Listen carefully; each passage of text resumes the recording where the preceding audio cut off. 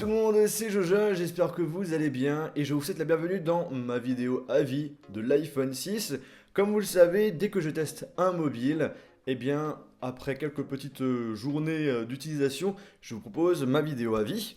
Et du coup, je vais vous donner dans un premier temps les points positifs que j'ai trouvés sur l'iPhone 6 et à la fin, on va finir par les points négatifs. Cette année, Apple a changé le design de son iPhone. On est sur un appareil plus fin et surtout plus grand. On a un écran de 4,7 pouces alors qu'avant on avait un écran de 4 pouces qui était absolument petit pour moi. Moi franchement, selon moi, la taille idéale d'un smartphone, ça tourne dans les alentours des 5 pouces. Donc le 4,7 pouces de l'iPhone 6, franchement, je trouve que c'est une très bonne chose. On a vraiment un plus grand plaisir d'utiliser son smartphone, naviguer sur internet, jouer à des jeux, regarder des films. Moi je trouve que les 4,7 pouces c'est juste génial. L'appareil vous pouvez facilement le mettre en poche, il n'y a pas de problème pour ça. Bon, pour ceux qui voulaient savoir, pour l'iPhone 6 Plus vous pouvez aussi le mettre en poche. Après si vous avez un jeans de fille, c'est sûr que là l'appareil va sortir un petit peu. Mais sinon au niveau de la taille de l'écran, moi je trouve que c'est vraiment parfait. J'aime beaucoup, j'aime vraiment beaucoup. Autre chose à noter et un bon point positif sur cet iPhone qu'on ne retrouve pas forcément sur tous les smartphones. En gros, l'écran, au niveau des bords, on a un verre qui est légèrement incurvé et au toucher, moi franchement j'adore. Autre point positif qui est super important quand même sur un smartphone aujourd'hui, c'est son appareil photo. On est sur du 8 mégapixels, ok, c'est pas forcément énorme par rapport à d'autres smartphones, mais ça suffit tout de même pour faire de très bonnes photos. Et justement, les échantillons photo et vidéo que je vous mettrai dans la description de la vidéo jugent justement de la qualité photo et vidéo qui est vraiment très bonne sur ce iPhone 6. L'objectif est de très bonne qualité et justement l'objectif qui a été mis par Apple permet de capter beaucoup de lumière et du coup les photos que vous allez prendre sont vraiment de super bonne qualité. Et la chose qui m'a vraiment bluffé par contre en le comparant avec le Galaxy S5 ou encore avec le OnePlus One, c'est la partie vidéo. Alors la stabilisation vidéo sur l'iPhone 6, moi je le trouve vraiment très bonne. On le voit avec le OnePlus One ou encore avec le Galaxy S5, ça tremblait beaucoup. Et l'iPhone 6 c'est plutôt stable. Donc vraiment très bonne chose si vous voulez faire à la fois des photos ou des vidéos. L'iPhone 6 est franchement un appareil à recommander. Sur l'iPhone 6 maintenant on a un objectif qui sort de l'appareil. Alors c'est vrai qu'au niveau du design c'est pas forcément top d'avoir un objectif qui sort. Mais aujourd'hui maintenant sur pas mal de smartphones l'objectif sort de l'appareil. Alors on me posait la question si en le mettant à plat est-ce que le téléphone bascule. Alors la réponse est oui, mais c'est super léger. Il faut vraiment appuyer en haut à gauche de l'appareil pour que l'appareil bascule. Sinon, si vous utilisez l'appareil qui est à plat et que vous tapez sur le tactile, ça ne bascule pas réellement. Mais c'est vrai que c'est quand même gênant. C'est quand même gênant. Mais franchement, moi, j'ai pas été choqué.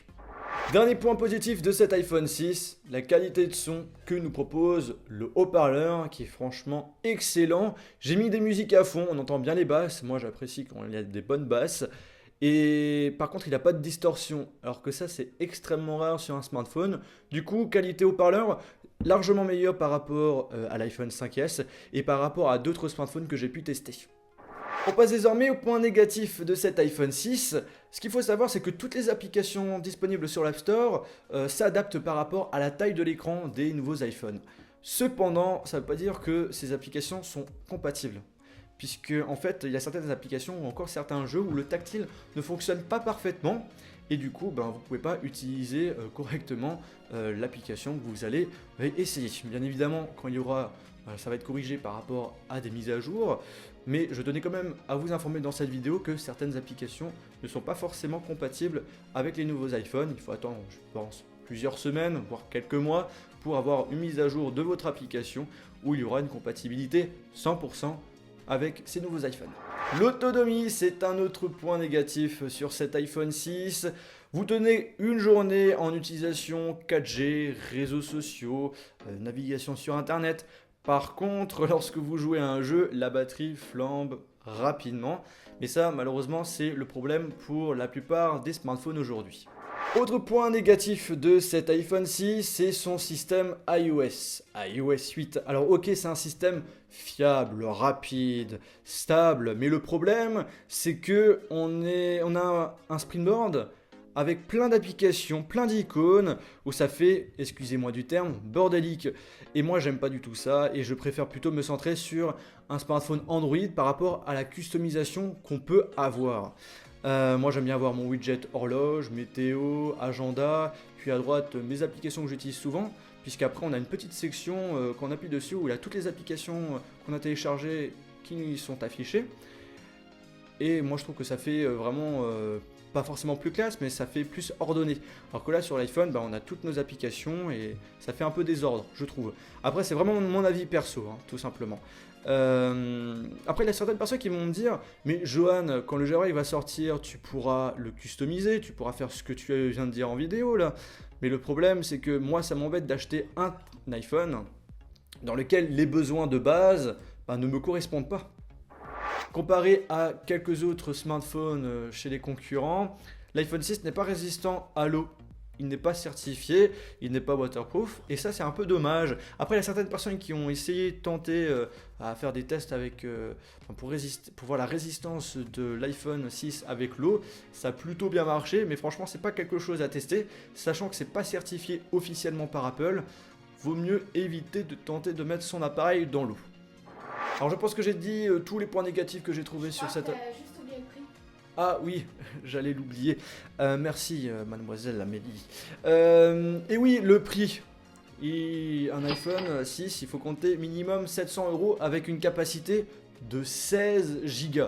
16 Go, en réalité, il y a 10 Go d'utilisation.